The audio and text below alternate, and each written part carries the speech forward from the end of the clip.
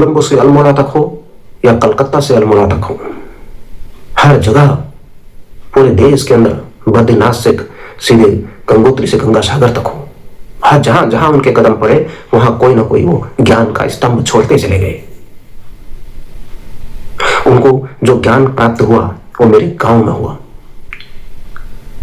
और वो स्थान हमारे घर से सीधा सामने दिखता है। वो पीपल का वृक्ष, वो बोधि वृक्ष, वो दिव्य स्थान आज संरक्षित है।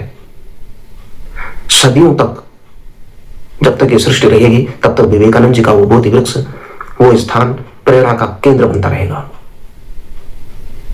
अल्मोड़ा जाते हुए कोसी नदी के तट पर जब उनको इस आत्म साक्षात्कार हुआ तो वो एक बहुत स्थूल जगत और ब्रह्मांड सूक्ष्म जगत आत्मा एक ही है।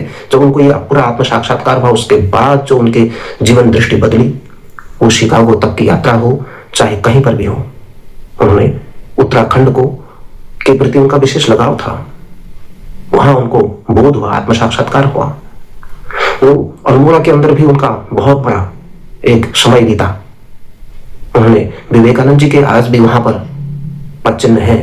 विवेकानंद जी का जो संदेश है वो कहीं ना कहीं, जो उत्तिष्ठ भारत, जागो भारत की प्रेरणा मिली, वो कहीं ना कहीं वहां कसार देवी के पास से मिली।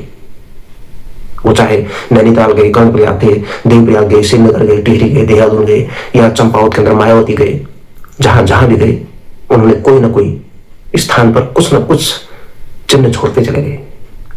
आज जब हम उन स्थानों की यात्रा करते हैं, उनके बनाए गए उन स्थानों पर जाते हैं तो हमें एक अलग ही प्रेरणा मिलती है।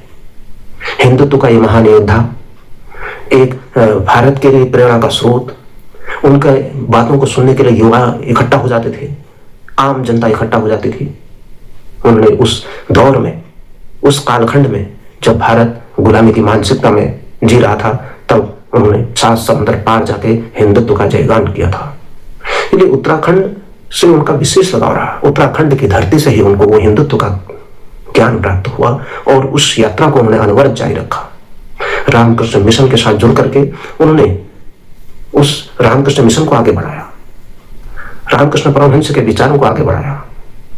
विदेशी शिष्यों में भगिनी निवेदिता को भी उन्होंने भारत के प्रति आकर्षित किया और उन्होंने एक से बढ़कर एक काम किए। इसलिए उनके विवेकानंद जी का जो संदेश है वो हमें प्रेरणा देते हैं। आइए उनसे प्रेरणा लें।